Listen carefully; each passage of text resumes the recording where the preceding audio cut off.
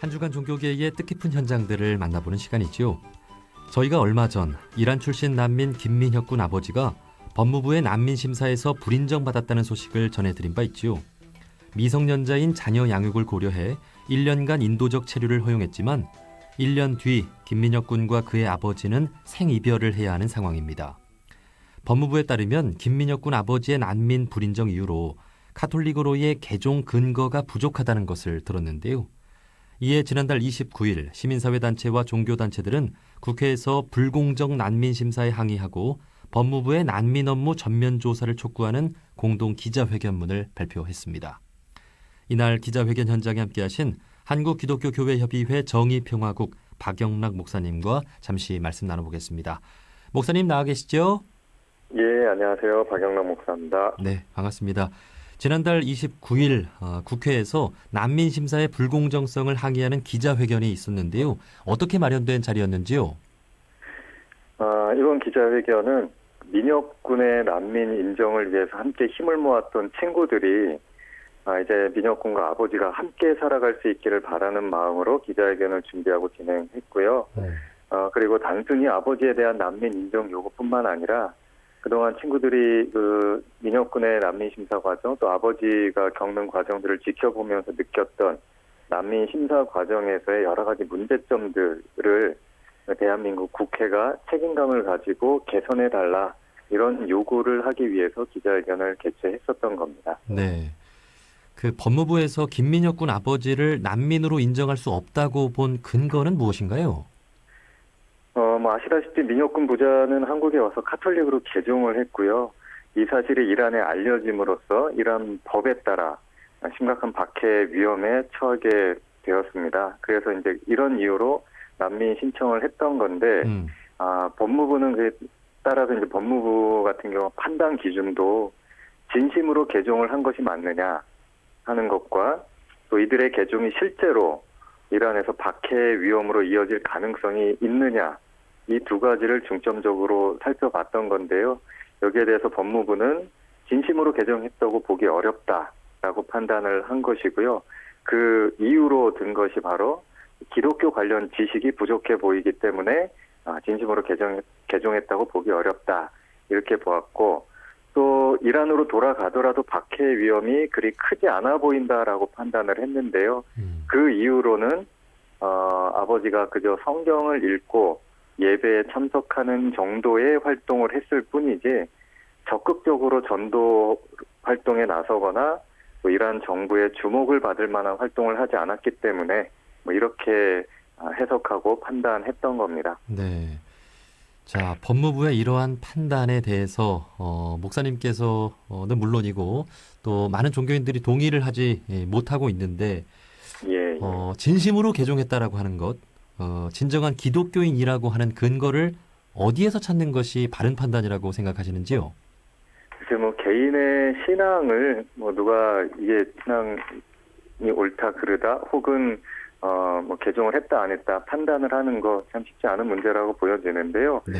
아무튼 중요한 건 카톨릭 교회가 이 두 사람을 기독교인으로 인정을 했고 세례까지 베풀었다는 사실이 제일 중요할 것 같고, 또 한 가지 우리 기독교인들에게 있어서 가장 중요한 종교적인 행위는 바로 성경을 읽고 예배 드리는 일입니다. 네. 물론 기독교 관련 지식이 많이 있으면 좋겠죠. 또 열심히 전도하고 교회 각종 활동에 적극적으로 참여하는 건 참 좋은 일입니다만, 이런 것들이 성경을 읽고 예배드리는 이런 본질적인 일들을 젖혀두고 신앙의 유무를, 신앙의 정도를 판단하는 우선순위가 될 수는 없는 것이고 또 그렇게 되어서도 안 되는 것이죠. 네.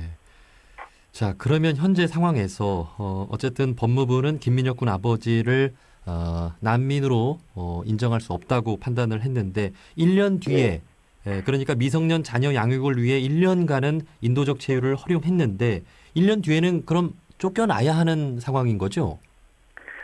일단 이번 재심사를 통해서 보장된 기간이 1년인 것이고요. 앞으로 매년 심사를 진행해서 인도적 체류 자격을 부여할지 말지 매년 결정을 하게 됩니다. 말씀하신 것처럼 이번에 1년 동안 인도적 체류를 허용했던 이유가 미성년 자녀를 양육하는 중이기 때문에 뭐 이런 단서가 붙어 있잖아요. 네. 예, 민혁군이 성년이 되기까지 한 3년 정도 남았는데 아마도 그때까지는 매년 갱신해서 허용이 되지 않을까 이렇게 생각을 합니다만, 그러나 이제 성년이 되고 나면 그때는 어떻게 될지는 정말 아무도 장담할 수 없는 상황이 되는 것이고요. 그래서 민혁군 부자는 지금 당장은 함께 할 수 있게 됐지만 언제 생이별을 하게 될지 알 수 없는 그런 불안한 하루하루를 살아가고 있는 겁니다. 네, 그렇군요.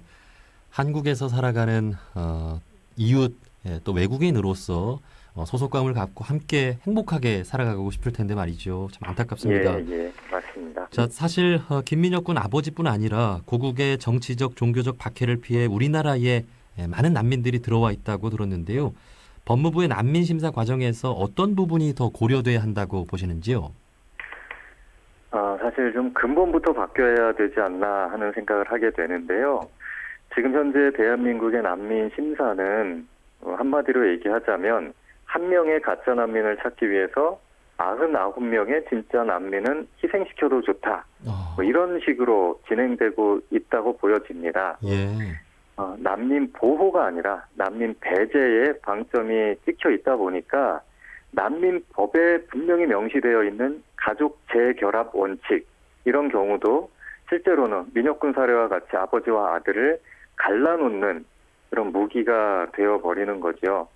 그래서 저는 좀 이게 심사 과정을 주관하는 과정에 전문적인 교육 과정을 통해서 네. 더 많은 전문 심사 인력을 양성해내야 되고, 이런 분들을 더 많이 현장에 배치해야 하고, 또 통역과 관련해서도 그냥 단순히 외국어를 잘하는 통역이 아니라 이 난민 심사 과정을 잘 이해하고 있고, 또 인권과 관련된 개념을 충분히 숙지하고 있는 통역사들이 네. 이런 난민 심사 과정에 투입이 되어야 한다고 생각하고요.